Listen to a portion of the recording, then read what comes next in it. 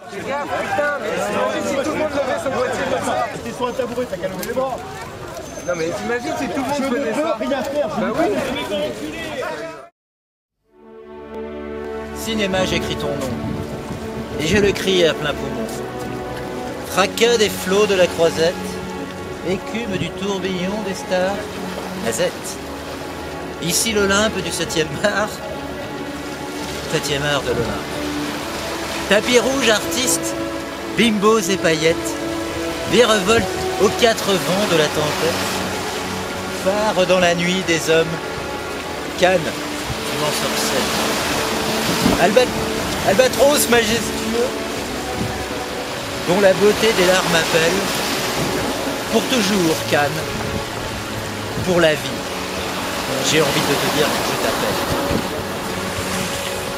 Robes et paillettes, drapeaux qui volent au vent, projection, compétition, superbe mélopée, mélopée enflammée. Bienvenue sur la Nowatch Terrazza du 65e Festival de Cannes. Nous avons réservé un espace privé, un espace privatif dans le palais des festivals pour vous tenir vraiment au courant, au plus près de cette actualité de ce 65e festival. On a mis un petit peu de pognon là-dedans, comme vous pouvez le constater, équipement informatique complet, liaison Wi-Fi satellite avec n'importe quel pays qui peut me joindre à tout moment, une paire de lunettes de soleil, un papier et un stylo et une magnifique table ronde en formica gris. Tout cela pour vous dire qu'on a un petit peu passé tout le budget là-dedans.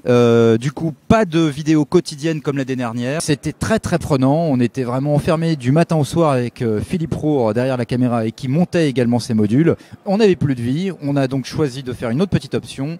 On fera plus court, on fait plus court cette année. Il y aura 2 modules vidéo. Voici le premier. Ça sera très bien comme ça. En gros, le mot qui revient le plus souvent est que la sélection officielle de cette édition 2012 est un petit peu en deçà de celle de l'année dernière. Rappelez-vous l'an passé, il y avait vraiment des titres assez canons, Drive, The Artist, Police de Maïwen, qui avait vraiment pas mal buzzé. Cette année, on a l'impression que c'est un petit peu moins fort. Moi, en ce qui me concerne, mes chouchous pour l'instant, c'est Moonrise Kingdom de Wes Anderson.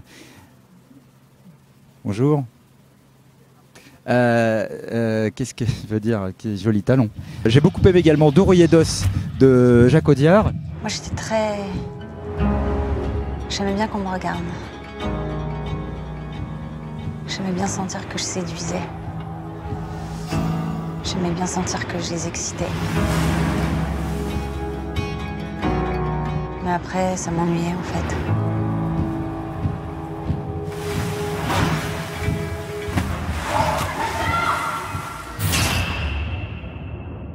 Très très beau film, magnifique histoire d'amour, qui a ses détracteurs d'ailleurs, mais un film dans lequel Marion Cotillard joue bien, c'est déjà en soi une performance. Quoi d'autre en dehors de ça? Eh bien, Lawless, une déception Lawless, de John Hillcoat. Philippe n'est pas d'accord, il dit non de la tête et de la caméra. Moi je trouve que le film est à l'arrivée beaucoup moins fort que ce qu'on attendait au vu de la bande-annonce. Well, Mr. Baldwin, do I get the job? Seems you've been involved in certain illegal activities. There's a new special deputy. You've been brought in from the city. Want to work it out so everybody can do some business. That's all. I'm the one who's going to make your life real difficult from now on if you don't toe the line, country boy. Je sais qu'il a déçu pas mal de journalistes, mais bon voilà, ça reste quand même un film plutôt agréable, un film de gangster matiné de beaucoup de westerns. On a eu le temps de voir, donc entre autres, je vais pas tous les faire, le Alain Resnais, vous n'avez encore rien vu, le Léo Scarax que j'ai vu hier, Holly Motors, vous savez si vous lisez ce que j'écris sur Twitter, ce que j'en pense. The Angel Share de Ken Loach est passé, Sur la route de Walter Salles est passé ce matin. On attend maintenant Cosmopolis de David Cronenberg, Mud, le nouveau film de Jeff Nichols, le réalisateur de Take Shelter, qui sera projeté le samedi, la veille de la fin du festival. Donc voilà, mais pour l'instant, en dehors du film de notre ami Michael Haneke, qui est un ami proche, Amour.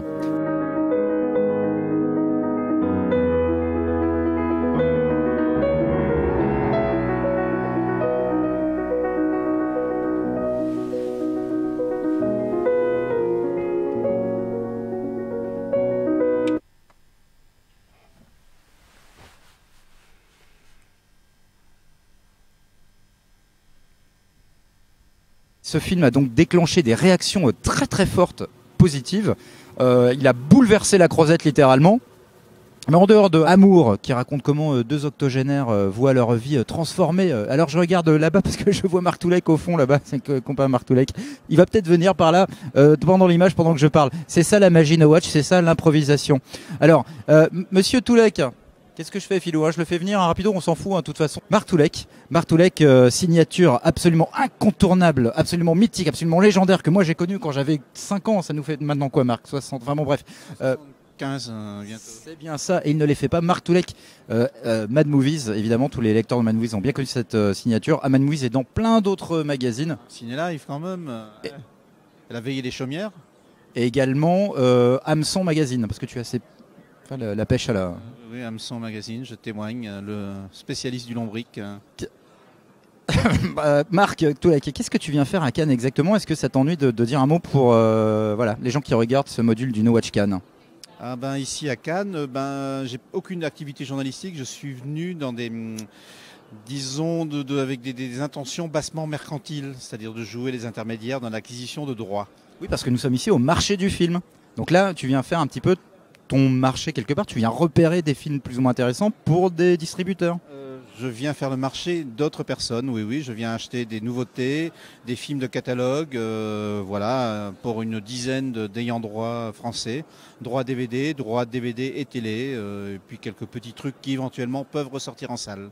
Alors Christophe Lemaire, l'année dernière, qu'on avait interviewé ici même pendant le festival et dans le marché du film, nous disait que le marché du film, par rapport à une certaine grande époque d'il y a plusieurs années, c'était plus trop ça, qu'il y avait plus beaucoup de monde, que c'était plus trop là où se passaient les choses, notamment à cause d'Internet qui avait un petit peu dégonflé la primeur du cinéma. Est-ce que toi, tu as le même sentiment que finalement, le marché? Je confirme.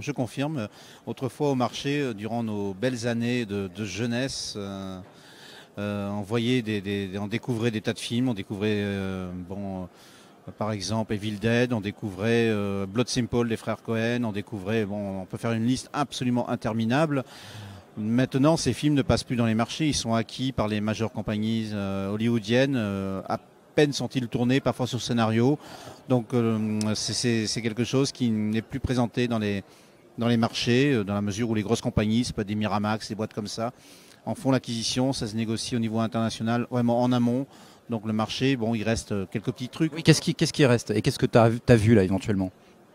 Moi j'ai vu un film, pour parler de cinéma de genre qui ramène à Mad Movies par exemple, un film d'horreur irlandais qui s'appelle Stitches.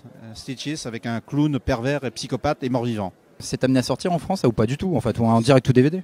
Ça sortira probablement directement en DVD, ça passera à la télé, mais pour ce type de film aujourd'hui, aussi bon que soit le film, le marché salle est quand même très très réduit, très risqué parce qu'il coûte excessivement cher, donc c'est probablement une sortie DVD direct avec des espoirs d'une programmation télé. L'ayant droit éventuel rêvera une programmation Canal+, qui dans ce cas sera une excellente affaire pour tout le monde. Bien parlé, mon vieux. Stitches, donc ça serait plutôt une comédie ou c'est très sérieux? C'est une comédie horrifique, façon Peter Jackson, années 80, fin des années 80, façon Bad Taste, façon Brain Dead, c'est-à-dire le coup. Avec un sujet pareil, on peut pas en faire un film très très sérieux, je dois dire, hein, parce que ce clown-là, c'est un pervers absolu, c'est un psychopathe, c'est un mort-vivant, mais il a quand même un sérieux sens de l'humour dans la manière de mettre à mort ses victimes. Bon, voilà, alors, comme quoi on peut encore trouver quelques pépites, aussi rares soient-elles, au marché du film. Salut mon vieux, hein, c'était un grand plaisir. Tout le plaisir est pour moi. Un mythe les gars, mine de rien, c'est Marc Toulek quoi. Hein. Mais je peux m'en aller quand même? Oui bien sûr, allez-y, hein, c'est par là, au fond à gauche. Au revoir. Alors, on va passer à la séquence suivante. Hein.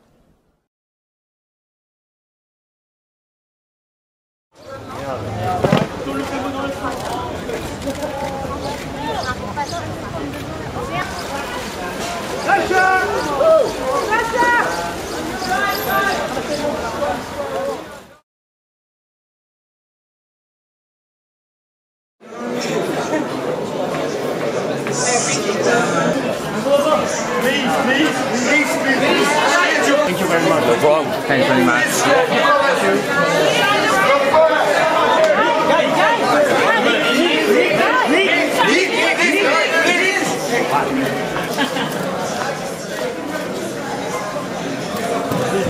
Thank you very much. Thank you.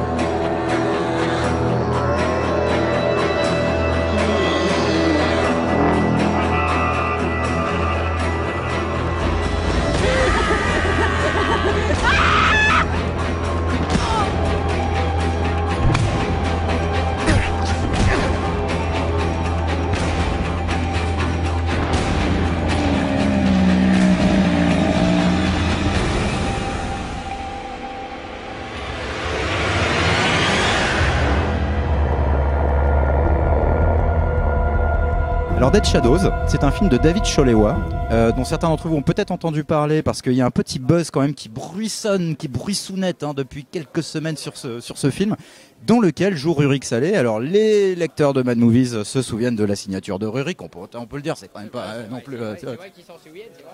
Ouais, il revient, Philippe Gallet. Cet homme est bizarre. Mais Rurik entame une carrière de comédien, acteur, cascadeur, tout ça. Moi je préfère acteur parce que comédien c'est 3 syllabes et pour moi c'est très prétentieux. Je préfère dire acteur, c'est plus simple. Acteur. Hop. À No Watch, nous interviewons vraiment la crème des artistes. Alors de quoi parle Dead Shadows et quel rôle tu joues dans ce film? Parle-nous, vends-nous ce film qui nous donne assez envie avec ce titre mystérieux. Alors déjà je tiens à dire que entamer, je sais pas ce que tu veux dire par là, mais ça doit faire au moins le 25e rôle depuis 3 ans. Qui entame depuis 3 ans, bien évidemment. Mais dans Dead Shadows, pour parler de Dead Shadows, je suis le méchant. Avec ce blouson d'ailleurs, c'est un hasard, mais j'ai volé le blouson. Le producteur ne le sait pas, mais c'est le blouson du film. Voilà. Et donc voilà, je suis le méchant humain, parce que les vrais grands méchants du film sont beaucoup plus multiformes. Et le pitch du film alors, c'est quoi? Le pitch du film, c'est que c'est qu'il y a une comète qui va passer très très près de la Terre.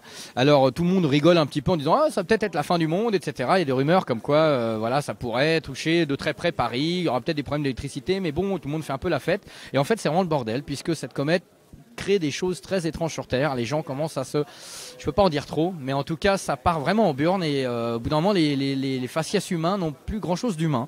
Et donc ça devient un petit peu une survie, quelque chose d'un Paris post-apocalyptique. Voilà, assez étonnant. Dans cette bande de gens, il y a forcément des gens qui essaient de prendre, de tirer le meilleur de cette situation en pillant, en volant, en tapant. Et moi, des malandrins, on peut les appeler des malandrins. Des margoulins, si vous voulez aussi. Et méchantes personnes. Je suis le chef de ces gens-là. Voilà. Il a un nom, ton personnage de méchant? Non, il s'appelle Thug Leader au générique de fin. Donc le chef des voyous quelque part. Dis-moi, ce film-là, Dead Shadows, est-ce que c'est pas un projet un peu compliqué à monter dans des conditions un peu périlleuses vu justement la difficulté dans laquelle se trouve le cinéma de genre en France, chronique, voilà. Si. En fait, il y a 2 trucs qui minent le cinéma de genre en France. C'est d'abord que les producteurs, je veux dire les investisseurs qui mettent des millions, ont beaucoup de mal à investir dans ce genre de film-là. Et puis après, il y a le public qui va pas voir les films non plus. Alors ça n'aide pas. C'est un vrai problème ça. C'est un vrai problème. Il va pas en salle. Non, il va pas en salle. Alors des fois, t'as eu des trucs qui ont marché, genre le Pacte des loups évidemment, mais t'as aussi Promenons-nous dans les bois il y a quelques années, 700 000 entrées, puis 2-3 trucs qui ont marché depuis. Mais en grosso modo, donc Dead Shadows est produit totalement indépendamment. Et ça c'est incroyable parce que c'est vraiment un film qui est extrêmement ambitieux dans ce qu'il veut montrer et par rapport à l'investissement indépendant, enfin c'est très étonnant. Voilà, moi je trouve que vraiment c'est un film qui a des burnes. Il y a des films qui ont beaucoup d'argent et qui se passent dans 2 couloirs. Et ben là ils ont moins d'argent et ça se passe à l'échelle de tout Paris, dans des milliards de décors, avec des créatures, avec des soldats, avec des méchants, des combats, puisqu'à la fin je me bats contre John Fallon qui est l'ange gardien du gentil. Donc voilà, c'est un film ultra généreux. Est-ce qu'à ton avis, il pourrait sortir en salle en France ou pas? Ou a priori c'est quand même un film qui est destiné au marché de la vidéo? Alors, la France est certainement l'un des pays, et non pas l'un des pays, les plus frileux en ce qui concerne la sortie salle. Puisqu'il y a vraiment... parfois, ils sortent des films français, vachement bien, de genre, justement, parce que même ça ne veut rien dire, dans une salle, dans une ville perdue. Mais par contre, il a été acheté, d'après ce que j'ai compris, pour le Japon, avec une sortie salle au Japon. Alors, le Japon dit oui. En France, honnêtement, quand on sait que The Divide de Xavier Jeance ne sort pas en salle non plus, je vois pas pourquoi Dead Shadows sortirait, puisque c'est des films comme ça qui sont jusqu'au boutiste, qui sont intègres et tout, et les distributeurs ont peur, quoi. Je vais me faire l'avocat du diable, mais bon, j'ai pas vu Dead Shadows, mais The Divide, bon. Pardon pour Xavier Jeance, je le connais pas non plus, mais bon, est-ce qu'il n'y a pas non plus un problème aussi de qualité des films en question, tu vois? Et si les gens ne vont pas les voir aussi, c'est aussi parce que certains de ces films sont ratés. Moi, je trouve, je suis pas tout à fait d'accord. Je trouve que c'est le meilleur film de Xavier. Mais après, c'est chacun son avis, et je trouve que ça se tient. Il y a Michael Biehn qui est une icône. C'est un truc hyper prenant, c'est un truc hyper lourd. Et si vraiment on veut parler de qualité, j'ai vu des films dégueulasses sortir en salle. Donc je crois pas que leur souci, ça soit une question de qualité. Si c'était une question de qualité, pour moi, The Divide comme Dead Shadows sortirait en salle. Si c'était et plein d'autres ne sortiraient pas. Malheureusement, ils jugent les choses un peu différemment, les distributeurs et les exploitants. Rurik, pour finir, ce festival de Cannes, là tu y es passé bon, pour soutenir Dead Shadows, mais pas que, tu as essayé quand même de voir un ou deux films et tu as réussi à en voir un notamment. J'ai réussi à en voir un, effectivement. Je voulais aller voir le film de Pascal Logier que j'attendais énormément et j'ai pas réussi à me lever parce que je me suis couché trop tard. Je voulais aller voir le Dario Argento qui a été... Arrête de reculer. Ouais, je porte le badge Dario, mais j'ai pas vu le film parce que Cannes c'est les paillettes, c'est les strass, mais ils ont quand même une salle de cinéma qui prend l'eau. Et quand il pleuvait, les projections dans la grande salle ont été annulées. Donc du coup, j'ai pas vu Dracula 3D. J'entends dire que c'est pas très grave. Et par contre, j'ai vu le film de Takashi Miike. Aito Makoto, ça veut dire l'amour et Makoto. Ai, c'est l'amour. To, bah oui. L'amour et Makoto, donc. J'aime beaucoup cette citation. L'amour et Makoto. Makoto, c'est le héros du film. Et moi, j'aime beaucoup les films de Miike. C'est toujours trop long, mais c'est complètement barré. Quelqu'un a dit avec grande justesse qu'on aurait dit un film de Bollywood, et je trouve que c'est assez juste. Et alors, ça vaut pas Dead Shadows, mais c'est quand même pas mal. Il le vend bien, il est trop fort. Mon vieux, j'ai envie de te serrer la main. Si t'as envie, fais-le, j'ai envie de dire. Maintenant, j'ai envie de t'embrasser. Et je pense que serrer la main, c'est bien. C'est une belle chose. J'ai pas dit embrasser sur la bouche. Hein. Ah, là, tu peux le faire. Voilà. À l'année prochaine pour un nouveau festival de Cannes avec voilà.